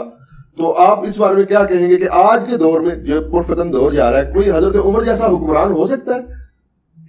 نہیں، وہ تو اس اعتبار سے مثال کے طور پہ بات کی جاتی ہے. میں تو کہتا ہوں اس سے بڑی بات کرنی چاہیے. اس سے بڑی بات یہ کرنی چاہیے کہ اللہ ہمیں ایسا حکمران دے جو نبی الاسلام کے طریقے کے مطابق ہمیں چلائے. ٹھیک ہے. حضرت عمر فاروق رضی اللہ تعالیٰ عنہ کے بھی سارے ڈیسیژن کو ہم پرفیکٹ نہیں مانتے. ان سے بھی اپنی خلافت کے اندر کچھ مسئلے مس ہینڈل ہوئے ہیں. ہاں جی، مثلاً حج تمتع پہ پابندی لگانا، اور مسلم شریف میں موجود ہے صحابہ کرام بہت سخت خلاف تھے کہ یہ ان کو کام نہیں کرنا چاہیے تھا. تو ہمیں بجائے حضرت عمر کے، حضرت علی کے، حضرت ابوبکر کی مثالیں دینے کی بجائے ہمیں یہ کہنا چاہیے کہ اللہ ہمیں ایسا حکمران دے جو ہمیں نبی الاسلام کے طریقے کے مطابق چلائے. وہ اللہ کی مرضی. ٹھیک ہوگا، ٹھیک ہوگا. اچھا سر، ایک بات یہ بھی کی جاتی ہے، اچھا سر میرا یہ سوال، وہ رجوع والی بات مکمل ہوگی آپ کی، وہ تسلی ہوگی. جی ہاں، اس میں رجوع تو ہم ہر وقت تیار ہیں. میں نے تو کئی باتوں میں رجوع کیا. میں پہلے یہ کہتا تھا کہ مٹھی کے بعد داڑھی رکھنا افضل ہے. اب میں کہتا ہوں کہ جو مٹھی کے بعد کاٹے اور یہ نیت کرے کہ نبی الاسلام کی داڑھی مٹھی سے نہیں بڑی تھی، اس کے لیے وہی افضل ہے. اور جو اس لیے نہیں کاٹتا کہ حضور کی نیچرل مٹھی تھی، میری نیچرل 2 مٹھی ہے، اس کے لیے وہ افضل ہے. میں نے کئی معاملات میں رجوع کیا. ٹھیک ہوگا، ٹھیک ہوگا سر. اچھا سر، اکثر مطلب یہ بات کی جا رہی ہے علماء کی جانب سے، آج بھی آپ کی اکیڈمی میں یہ بات ڈسکس ہو رہی تھی کہ معاشرے میں بڑھ رہی ہے جو بے حیائی ہے، کیونکہ زمانہ ایسا ہے، جدید دور ہے، بے حیائی کے مختلف اسباب موجود ہیں. تو اس کے باوجود آپ جو ہے دوسری شادی کے بارے میں بہت زیادہ مطلب بات کرتے ہیں. بے حیائی کا سب سے بڑا سبب یہ ہے کہ علماء کے جو چینلز ہیں مونیٹائز ہیں، اس پہ بے پردہ عورتیں آ رہی ہیں. اس کے علاوہ تو علماء نے یہ کیوں نہیں اپنی ویڈیو ایڈز کیوں نہیں بند کر رہے؟ سدے باب اس کا کیا؟ سدے باب یہ ہے کہ علماء کی مونیٹائزیشن ختم کروائیں. دیکھیں، یہ آپ اس کو مذاق نہ سمجھیں، میں ٹونٹ نہیں کر رہا. واللہ ایک بندے نے طارق جمیل صاحب کا کلپ اس لیے لگایا کہ وہ فکر آخرت اس سے حاصل کرے، اور کلک کرتے ہی ایک ناچتی ہوئی بے پردہ عورت سامنے آ گئی تو وہ بیچارہ گیا. بے حیائی تو یہ پھیلی ہوئی ہے. اور اب تو تقی عثمانی صاحب کا بھی فتویٰ آ گیا کہ یہ غلط ہے. یہ کتنا بڑا ظلم ہے کہ دین کے نام پہ بندہ کلک کر رہا ہے اور سامنے یورپ اور امریکہ میں تو اتنے گندے اشتہار کھولتے ہیں، وہ سامنے آ جائیں. تو دین میں جو بے حیائی والا ایک ایلیمنٹ ہے، اس کا سبب خود ہمارے علماء کے ویڈیو چینلز بن رہے ہیں جو ویڈیو مونیٹائزیشن انہوں نے کی ہوئی ہے. وہ ناچتی ہوئی عورتیں سامنے آ جاتی ہیں، تو یہ سب سے بڑا سبب ہے. اب رہ گیا دوسری شادی. بالکل کریں، دوسری شادی کریں، لیکن اگر دوسری شادی کرنے کے بعد بھی ایک ہی بیوی رہ جائے آپ کی، جی ٹھیک ہے، اینڈ تو رزلٹ یہی ہوتا ہے نا کہ آپ ایک طرف لٹک جاتے ہیں. قرآن نے کہا ایسا نہ ہو ایک طرف لٹک جاؤ. ٹھیک ہے. جب آپ لٹکتے ہیں، ایک تھوڑا سا آپ لٹکتے ہیں تو دوسری طرف سے وہ پہلی بیوی آپ کی ٹانگ کھینچ کے آپ کو گرا ہی دیتی ہے جس طرف لٹکے ہوتے ہیں. وہ کہنی ہے نہ سے تم ادھر ہی مار. تو جو آپ نے وہ جو بچے ہیں وہ اب ان کا کون دیکھ بھال کرے گا؟ وہ تو بچے تو ماں کے ساتھ ہی ہوں گے، جیسے چوزے مرغی کے ساتھ ہی جاتے ہیں. مرغے کے ساتھ کبھی چوزے دیکھے آپ نے؟ تو at the end of the day جب وہ بچے معاشرے کے لیے اور وہ عورت ناسور بن جائے، تو جس کو حالات فیوریبل ہو نا، جس کی بیوی خود دوسری شادی کروائے، تو سرکار وہ شوق سے کرے اور ہماری دعائیں اس کے ساتھ ہیں. لیکن اگر اس سے یہ فتنہ کھڑا ہوتا ہے کہ آپ نے لڑائی جھگڑا کرنا ہے اور اینڈ پہ ایک بھی جاتی رہے، میں اس پوائنٹ آف ویو سے بات کر رہا تھا. قطعاً کسی کی جرت ہے کوئی دوسری تیسری شادی کو حرام کہہ جائے، وہ تو کافر ہے جو کہے کہ یہ حرام ہے، نعوذ باللہ. اچھا سر، جمہوریت کے بارے میں ڈاکٹر اقبال صاحب نے بھی کہا ہے کہ جمہوریت وہ طرز حکومت ہے کہ جس میں سروں کو گنا کرتے ہیں تولا نہیں کرتے. موجودہ جو حکومت ہے اس میں، جو نظام حکومت ہے اس میں مطلب ایک نشئی جو ہے نیم پاگل وہ بھی ووٹ دیتا ہے، اس کی بھی اتنی ہی اہمیت ہے. ایک اسکالر ووٹ دیتا ہے، اس کی بھی اتنی اہمیت ہے. میرے خیال میں نشئی کی ووٹ زیادہ ہونی چاہیے. اس کی وجہ ہے کہ نشئی جو ہے وہ تو اپنے گھر کا سامان بیچ کے نشہ کر رہا ہے نا. اسکالر تو آپ کی جیبوں سے ہتھیار ہے، اس کی ووٹ آدھی ہونی چاہیے. بالکل آپ کے ساتھ لاجیکل بات ہے، پی ایچ ڈی اسکالر مطلب کوئی نہیں چلے آپ نے نیچرل بات ہے جی. دیکھیں نا تو وہ کیسے ہو سکتا ہے؟ ہاں جی میں وہ بتاتا ہوں. پہلی بات یہ کہ ڈاکٹر اقبال کے شعر نہ تو دین ہے, اچھا, اور نہ ڈاکٹر اقبال کے اشعار جو ہیں وہ کسی آپ ثبوت میں پیش کر سکتے ہیں. انہیں بھی غلطی لگی ہے, ہاں جی, تو ہم تو نہیں ان کے ساتھ ایگری کرتے. لاجیکلی ٹھیک ہے کہ مطلب کیسے؟ جی میں آپ کو بتا رہا ہوں لاجیکلی نہیں ٹھیک ہے, بالکل غلط ہے. اس کی وجہ یہ ہے کہ اسلامک ڈیموکریسی کو ہم حلال سمجھتے ہیں, ویسٹرن ڈیموکریسی کو جسے ڈاکٹر اقبال نے کرٹیسائز کیا ہم اسے کفر سمجھتے ہیں. حلال و حرام کا فیصلہ کثرت رائے نہیں کر سکتی. آپ تو کہہ رہے ہیں نا علماء کی ووٹ, میں کہتا ہوں جی علماء کعبے کی چھت پہ بھی چڑھ دیں نا سارے اور کہیں کہ مرد کی مرد سے شادی جائز ہے تو ہم اسے بھی ریجیکٹ کریں گے. نہیں تو ہم تو یہ مانتے ہی نہیں ہیں. ہم کہتے ہیں کثرت رائے حلال کے اندر ہوگا, حرام کا فیصلہ قرآن و سنت کریں گے, علماء بھی نہیں کریں گے. ہم تو بہت آگے کی بات کر رہے ہیں. اس طرح کی ڈیموکریسی کو ہم صحیح سمجھتے ہیں جس میں حلال کا فیصلہ ہو کثرت رائے سے. مثلا کثرت رائے یہ ہے کہ کسی دو شہروں کے درمیان ٹرین چلنی چاہیے یا موٹر وے بننی چاہیے, تو کثرت رائے سے فیصلہ ہونا چاہیے کہ ٹرین سوٹیبل ہے یا موٹر وے سوٹیبل ہے. ٹھیک ہے, یہ آپ کا فیصلہ ہے, آپ اپنی رائے ہموار کریں, فیزیبلٹی رپورٹ بنائیں, لوگوں کو قائل کریں. ٹھیک ہے, باقی میں آپ کو یہ بتاؤں, یہ جو کہہ رہے ہیں تولا نہیں جاتا, مجھے یہ بتائیے اگر آپ یہ مان لیں کہ ایک پڑھے لکھے اور ان پڑھ کی ووٹ برابر ہونا یہ عیب ہے, تو میرے بھائی مجھے بتائیں وہ ان پڑھ گوالا جو بھینس کی پرورش کرتا ہے, ایک پی ایچ ڈی خواہ اسلامیات میں ہو یا عربی میں ہو یا مفتی اعظم ہو, کیا وہ بھینس پال سکتا ہے یا وہ گوالا پال سکتا ہے؟ اور اس کے دودھ کے اوپر آپ کے بچے جوان ہو رہے ہیں, وہ تو کہے گا سرکار میری ووٹ دو کے برابر کریں, مفتی تو مجھ سے دودھ لیتا ہے, یہ تو مجھے پتا ہے کہ کتنی میں محنت کرتا ہوں. تو پھر آپ کیا کریں گے؟ تو یہ دنیا نے سرکار کنکلوڈ کیا ہے کہ اس کا آخری حال یہی ہے کہ ہر بندہ اپنی فیلڈ میں مفتی اعظم ہے. یہ ذہن میں رکھیں. جی ہاں, یہ کیمرہ مین بیٹھے ہوئے ہیں, یہ تو کہیں گے میں میڈیا کی فیلڈ میں مفتی اعظم ہوں. تمہارے علماء کو تو ٹچ سکرین موبائل چلانا نہ آئے جب تک ان کو سکھایا نہ جائے. میں تو 15 سال سے یہ ٹچ سکرین کیمرے استعمال کر رہا ہوں, میری ووٹ دو کے برابر ہونی چاہیے. تو میں کو کہا بھائی تیری ویک اودی ویک, اس کے علاوہ اس کا کوئی چارہ نہیں ہے. ہاں اب اس کا حال کیا ہے؟ حال یہ ہے کہ آپ رائے عامہ ہموار کریں. دیکھیں طیب اردگان نے رائے عامہ ہموار کی ہے نا, پاکستان کی اسٹیبلشمنٹ تو اتنی سٹرانگ نہیں تھی جتنی ٹرکی کی تھی, یہ تو شاید نہیں ان کے مقابلے پہ.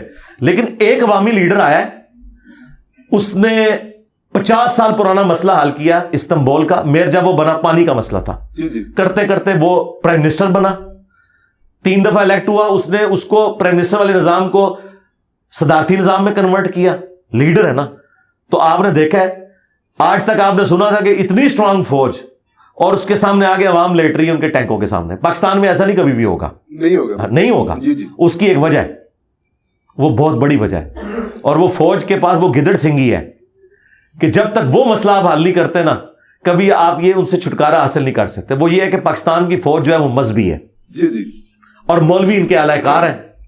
ٹرکی کی جو فوج تھی نا وہ تھی سیکولر ایتھیسٹ, اور وہاں پولیٹیکل لیڈر جو ہے مذہب کا نام یوز کرتا تھا. اس لیے مولوی برے وقت میں مسجدوں سے اعلان کر کے اردگان کے ساتھ کھڑے ہوئے, کیونکہ وہ ان سے پہلے تنگ تھے کہ یار یہ تو ہے ہی سارے اس طرح. پاکستان میں فوج تو مذہبی ہے, ہر کینٹری میں آپ کو مسجد نظر آتی ہے, اللہ کے نام لکھے ہوئے نظر آتے ہیں, اللہ اکبر کے نعرے اور یہ سب کچھ. یہاں پہ مذہبی طبقہ جو ہے ہمیشہ فوج کو سپورٹ کرتا ہے, اس لیے سیاستدان مار کھا جاتا ہے. ویسے یہ حقیقت بات ہے کہ سیاستدان بھی مذہب کو یوز کرتا ہے اور فوج بھی مذہب کو یوز کرتی ہے. یہ جو فوج کے پاس ایج حاصل ہے نا, اس کی وجہ سے پاکستانی فوج کے آگے ٹینکوں کے آگے کوئی نہیں لیٹے گا آگے, یہ میں آپ کو بتا دوں. الا یہ کہ یہ مشرف والا نظام اگر تھوڑا عرصہ چلتا نا, تو آپ نے دیکھا تھا فوجی اپنی وردیاں بھی گھر سے پہن کے نہیں جاتے تھے. ٹھیک ہے, داڑھی رکھنے کے اوپر پابندی لگ گئی, داڑھیوں والوں کو مین پوسٹوں سے ہٹا دیا, تو فوج میں مشرف کے خلاف بھی نفرت آئی, عوام میں فوج کے خلاف نفرت آئی. کتنی نفرت آ گئی تھی, وہ بڑی مشکل سے بعد میں اوور کم ہوئی ہے. ٹھیک ہے, تو یہ والا معاملات دیکھیں آپ, اگر اوور آل دیکھیں تو پھر آپ کو پتا چلے گا. اور دوسرا ٹرکی کو یہ ایج حاصل تھا کہ وہاں کے لوگ جو ہے وہ حقیقت ٹی وی نہیں دیکھتے. ہاں, وہاں کے لوگ اے آر وائی یا جیو نہیں دیکھتے, وہاں کے لوگ دیکھتے ہیں بی بی سی, جہاں ڈیموکریٹک ویلیوز ہیں. وہ یورپ کے اندر رہتے ہیں, انہیں پتہ ہے کہ ڈیموکریسی کے کتنے فائدے ہیں, اس لیے وہ ڈکٹیٹرشپ سے ٹکرا گئے. ہمارے لوگوں کو تو پتہ ہی نہیں ہے ڈکٹیٹرشپ, وہ تو کہتے ہیں جی کوئی ڈنڈے والا حکمران لے کے آؤ. ڈنڈے والے تھوڑے آئے نے, کوئی ایک رتی برابر بھی انہوں نے کام کیتا ہے بیڑا ڈوبنے دے سوا. ضیاء الحق آپ کو جو ہے نا کلاشنکوف کلچر دے گیا, سارا ہیروئن کلچر دے گیا, سنی شیعہ کافر کے فتوے دے گیا, اور مشرف آ کے آپ کو امریکہ کی جھولی میں ڈال کے چلا گیا اور یہاں پہ لال مسجد کی ایکٹیویٹی ہوئی اور فوج کے خلاف جو ہے یہاں پہ نفرت پھیلی, تو ان کے ڈکٹیٹرز نے کیا دیا ہے امت کو؟ چھوڑیں. اچھا, لامحدود نجی ملکیت یہ رکھنا اسلام میں کیا جائز ہے؟ لامحدود تو ہو ہی نہیں سکتی جی سرکار. مطلب آپ دیکھیں, آپ بیوروکریٹس جو ہے ہمارے انہوں نے رکھی ہوئی ہے, اس کے علاوہ جو بڑے بڑے نہیں لامحدود تو نہیں ہوگی, مطلب وہ گنی تو جائے گی. مطلب کافی ہے سر, میرے یا میں مرلے ڈیڑھ مرلے کے گھر میرے بھائی اسلام میں اگر آپ زکوٰۃ دے رہے ہیں جی, زمین کی پیداوار کا عشر دے رہے ہیں تو اسلام کو تو کوئی تکلیف نہیں آپ سے. ٹھیک ہو گیا, ٹھیک ہو گیا. آپ کو حیران کن بات بتاؤں, یہ لوگوں کو یقین نہیں آئے گا, آپ بخاری شریف کھولیں, حضرت زبیر جب شہید ہوئے نا آج کے اربوں روپے کے مقروض تھے سرکار, کروڑوں نہیں اربوں. وہ آپ سونے کی ویلیو کیلکولیٹ کریں آج کے حساب سے. جی جی. اب آپ سوچیں گے حضرت زبیر عشرہ مبشرہ, اور وہ جنگ جمل سے ایک دن پہلے اپنے بیٹے کو کہہ رہے ہیں, بخاری کے الفاظ ہیں کہ ہو سکتا ہے میں کل مارا جاؤں تو تم نے میرا قرض اتارنا ہے. اب آپ سوچیں گے کہ اس کے اوپر قرض اربوں روپے کا ہے, وہ کتنے کی دیر ہو رہے. ہوا یہ تھا کہ اس زمانے میں بینک نہیں ہوتے تھے, لوگ جو ہیں وہ بڑے لوگوں کے پاس اپنی مانتے رکھواتے تھے, وہ مانتے انہوں نے رکھوا دی, آگے انہوں نے وہ بھی غریبوں میں بانٹنی شروع کر دی. ادھار تو ادھار نہیں ہوتا ہے, حضرت علی کو نہیں تھے حضور ڈیوٹی لگا کے کہ مانتے واپس کرنی ہے, وہ ادھر غریبوں میں لٹا دی, اور جن کی مانتے تھی وہ واپس دینی تھی. ٹھیک ہے, بعد میں کتنی مشکل سے حضرت عبداللہ ابن زبیر نے وہ قرضہ اتارا ہے, اور وہ اس طرح اتارا ہے, وہ بھی خیر کیا اتارا, وہ بیت المال سے ہی پیسہ گیا سارا. حضرت معاویہ کو ریکویسٹ کی کہ حضرت زبیر کی یہ زمین ہے, وہ زمین تھی سپوز 1 کروڑ روپے کی, انہوں نے کہا یار یہ آپ 1 ارب کی خرید لیں تو چلیں. تو حضرت معاویہ نے بھی جیب سے کوئی نہیں دیا, بیت المال سے ان کو پیسے دیے. اس طرح مختلف جگہوں سے پیسے کٹ کر کے انہوں نے اپنے باپ کا قرضہ اتارا. تو مجھے بتائیں حضرت زبیر کے پاس تو اربوں کا قرضہ تھا, اس طرح باقی صحابہ کے پاس بھی بہت زیادہ ایسٹس تھے, لیکن اگر وہ زکوٰۃ دیتا ہے اور اس طرح کے معاملات لے کے چلتا ہے تو یہ جائز ہے, لیکن یہ پسندیدہ نہیں ہے. پسندیدہ وہی ہے جو ابو ذر غفاری کا مذہب ہے. ہاں ہم ابو ذر غفاری کے ساتھ ہیں, لیکن اس کو ہم حرام اس لیے نہیں کہتے کہ ہمارے پاس یہ اختیار نہیں کہ شریعت میں ایک چیز حلال ہے مجھے حرام کہتے ہیں. ٹھیک ہو گیا سر. آخر میں سر, کیونکہ میں اتحاد امت کی نیت سے آیا ہوں اور میں ایک پلیٹ فارم اتحاد امت کا چلا رہا ہوں. اتحاد امت بڑا وزنی چیز ہے جی, جزیر بہت رہے اتحاد امت رو تھوڑا پیغام دے. اتحاد امت صرف یہ ہے جی کہ اپنا چھوڑ دو, دوسروں کا بھی تھوڑا تھوڑا چھیڑو, تو آپ کو پتا چلے گا سب کے پاس کچھ نہ کچھ حق ہے. وہ سارا حق ایک جگہ جمع کرو اور اپنی نسبت قرآن و سنت کے ساتھ مضبوط کرو, اپنے اپنے بزرگوں سے دستبردار ہو جاؤ, کیونکہ آپ کے بزرگ دوسروں کے نزدیک مردود ہیں اور ان کے بزرگ آپ کے نزدیک مردود ہیں. بزرگ بھی آپ اپنے ساتھ سنبھال کے رکھیں. اب مجھے بتائیں میں کسی ایسے شخص سے کیسے محبت کر سکتا ہوں جس نے اچھلی رسول اللہ کلمے کو انڈورس کیا ہوا ہے, اور آپ مجھ سے ایکسپیکٹ کریں کہ میں ان کے ساتھ اتحاد امت کر دوں اس حال میں کہ وہ اس کا دفاع بھی کریں. تو سرکار میں رسول اللہ کو کیا منہ دکھاؤں گا؟ یہ تو حضرت عمر آئے زندہ ہوتے تو پوچھتے اشرفی رسول اللہ اور چشتی رسول اللہ پارٹی کو کہ تم لوگ کیا دفاع کر رہے ہو. وہ تو چھوٹی چھوٹی بات پہ کہتے تھے یا رسول اللہ اجازت دے اس کی گردن کاٹ دوں. تو میں تو حضرت عمر سے بہت نرم ہوں, میں نے کبھی نہیں کہا گردن کاٹ دوں. میں کہتا ہوں یار علمی اختلاف ہے, خدا کے لیے اتحاد امت بالکل اس کے الٹ ہے جو آپ کو بتایا جاتا ہے. کہتے ہیں جی اپنا چھوڑو نہ کسی کا چھیڑو نہ, یہ فساد امت ہے. اتحاد امت یہ ہے کہ اپنا پہلے چھوڑو دوسروں کا بھی چھوڑو. دیکھو ہم نے اتحاد امت کروایا, ہمارے اس درس میں بریلوی دیوبندی اہل حدیث شیعہ سارے فرقوں کے لوگ آتے ہیں. یہ آپ نے کہیں دیکھا ہے؟ ہمارے اسٹوڈنٹس جا کے شیعہ کی امام بارگاہ میں نماز پڑھتے ہیں اوپر ہاتھ باندھ کے, اور دیوبندی اور اہل حدیثوں کی مسجد میں ہاتھ چھوڑ کے نماز پڑھتے ہیں. اتحاد امت ہے کہ نہیں؟ کوئی فساد امت نہیں ہوا. فساد امت یہ ہے کہ جب آپ کہتے ہیں کہ ہم جنتی فرقے ہیں باقی سارے کافر ہیں, اس کی وجہ سے ہوتا ہے. اور پریکٹیکلی ان کے بزرگ کر کے گئے. تو اتحاد امت صرف اس صورت میں ہوگا کہ امت محمدیہ کے اوپر اکٹھے ہوں. امت دیوبندیہ, امت بریلویہ, امت وہابیہ, امت شیعہ کے اوپر امت نے نہیں اکٹھا ہونا. امت حضرت ابوبکر پہ بھی نہیں اکٹھی ہو سکتی, شیعہ نہیں مانیں گے. امت ایک ہی بندے پہ اکٹھی ہو سکتی ہے جس کی قبر مدینے میں ہے, اور جنہیں جب غسل دیا گیا تھا تو کپڑے نہیں اتارے گئے تھے ان کے, باقی سب کے کپڑے اتارے جاتے ہیں. میں یہ بہت سخت جملہ بول رہا ہوں اس لیے کہ یار مجھے مزہ آنا شروع ہو گیا ہے اس جملے کا, کہ میرا امام وہ ہے کہ جب اسے اس کے کپڑوں سمیت غسل دیا گیا تھا, اور تو ان اماموں کو لے کے چل رہا ہے کہ وفات کے بعد ان کے کپڑے اتارے گئے تھے غسل دینے کے لیے. اور میرا امام وہ ہے ما ضل صاحبکم وما غوا, تمہارے نبی نہ کبھی بہکے ہیں اور نہ کبھی بہرا چلے ہیں.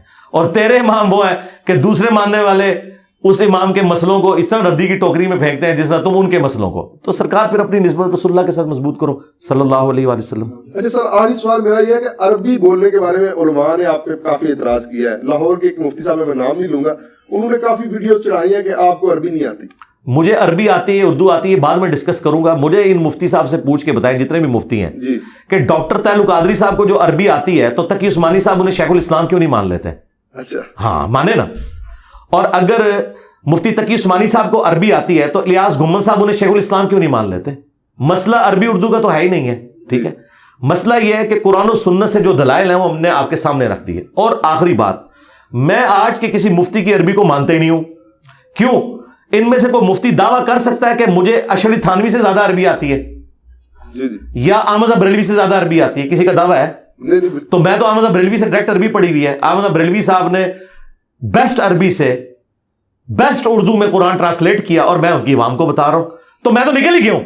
میں تو اعلیٰ حضرت کے ساتھ آپ کو جوڑا ہے. اعلیٰ حضرت نے لکھا ہے ایاک نعبد و ایاک نستعین کے ترجمے میں, اے اللہ ہم تیری ہی عبادت کریں, تجھی سے مدد چاہیں. تو بس یہی بات میں کر رہا ہوں.